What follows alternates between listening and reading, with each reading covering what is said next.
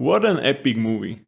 Finally, action cinematography at its finest, audiovisual stunning masterpiece of Chad Stahelski, who makes from this film feast for the eyes and the ears. So, today we are talking about the movie John Wick, Chapter 4. Fans of action movies were desperate for quality content in recent years, but the John Wick series was a salvation for them and proof that high-quality action movies are still in the game. Movie has also some weak spots, but overall it was still John Wick at its finest. When a professional stunt double has a vision about action movies which he wants to create, there is space for greatness to be achieved.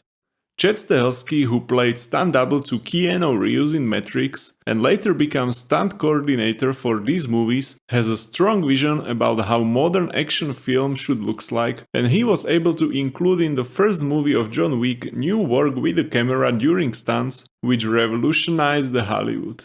No more shaky camera and actors who can't take a punch. This was the main contribution of the first film, which was more intimate, low budget, and thanks to it, Keanu Reeves came to spotlight again.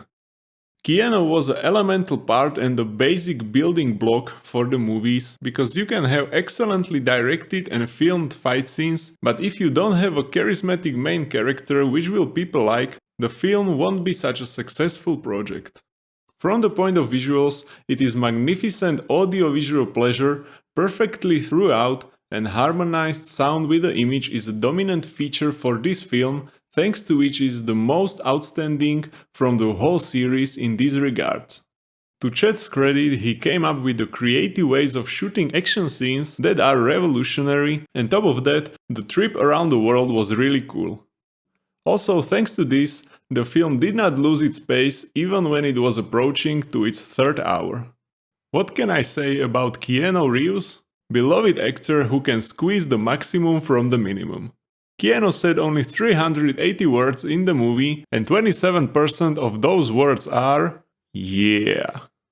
Already from this information is possible to guess what the main agenda of the Keanu Reeves during movie will be. Because of this, he went through another 12 weeks of training in the martial arts and stunt driving, so he could shoot as many action sequences as possible. It's very interesting to see that Keanu is in this movie quite rusty, and like the character of John Wick, he is already marked by his past. The fact that they don't try to hide it is a very nice form of honesty towards the audience, and it highlights the aspect for which the audience like Wick so much. That even when he is fucked, he still gets up and goes on, like many of us, only in the different contexts and situations, I guess. An interesting aspect of the film was also the development of John Wick's relationships with his friends Kane, Koji or Winston, which had a different and interesting dynamics. They added a new breadth and tension to the film, so it wasn't only about the endless killing of anonymous bad guys for almost 3 hours. Thanks to these characters, it's not just the Keanu's one-man show, but we have a great ensemble who are enjoying their presence on the screen and fighting among themselves for their place in the world. Finally, the legend of martial arts Donnie Yen got a huge role in the Hollywood blockbuster, and in the character of Kane, he became Wick's adequate opponent and not just the one-dimensional villain. As for action scenes, it's safe to say that gem of this film was an action sequence shot from above, in which John destroyed his enemies with a fiery dragon breath weapon. It can be seen that during fights, Chad made Keanu suffer in several long scenes, but in the end it was worth it because these beautifully edited battle scenes need the long shots without the breaks. For me personally, the funniest and most engaging part of the film was a fight between John and ridiculously fat German crime boss Killa, played by Scott Adkins. All his time on the screen, from start to very end, he was perfect, and their fight sequences was for me one of the highlights of the entire movie. From the action scenes, I also extremely enjoyed the fight in a continental hotel in Osaka. That was really feast for the eyes. However, if I have to mention an aspect that gradually began to bother me more and more during the film, It was amount of damage which Wick received during a fight. It was not only on the edge of absurdity, but far beyond it. Jones falls from the tens of meters to the ground, hits by the cars and endless blows. I mean, come on man. Either he has very good physiotherapist, or he have adamantium in his body and similar superpowers like Wolverine. I understand that the film is trying to be bigger and more action-packed than the previous ones, but maybe people like the first John Wick also because he was more grounded and had resilience as a well-trained killer and not as an immortal demigod. But don't get me wrong, I have nothing against increasing the grandiosity of the film and moving the character forward, but it's good to be mindful about how absurd it can get and to ensure that the film doesn't become a parody for itself and it doesn't end up detached from the reality like the recent Fast and Furious 9. Or 10? Or 11? I mean, who cares?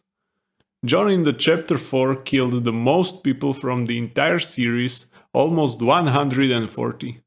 In the first movie it was only 77, in the second 128 and in the third 94. But still, the movie is completely different level of cinematography, and if I had to choose between CGI nonsense and this, I'm all the way down for John fucking Wick. It can be said that the last John Wick definitely did not lower the bar, on the contrary, it raised it a bit higher and brings the viewer an unrepeatable experience, especially if you watch it in the cinema. Although it's true that the action fight sequences were sometimes so long that even I felt exhausted while watching them, and in the final fight on the stairs, I just lost track of where and how Keanu killed all his enemies.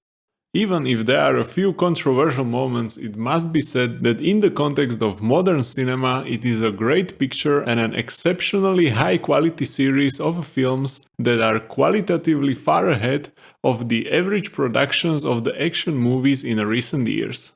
It can be said that it is a movie tribute to martial arts and stunt doublers. It is a beautiful film full of great choreography and work of camera, and certainly everything points to the fact that this series will become a classic rewatch content that people will enjoy watching in the years to come. So, what are your thoughts on this piece of art? Did you like how chapter 4 was filmed? Let me know in the comments. Anyway, as always, thank you for your time and have a great day.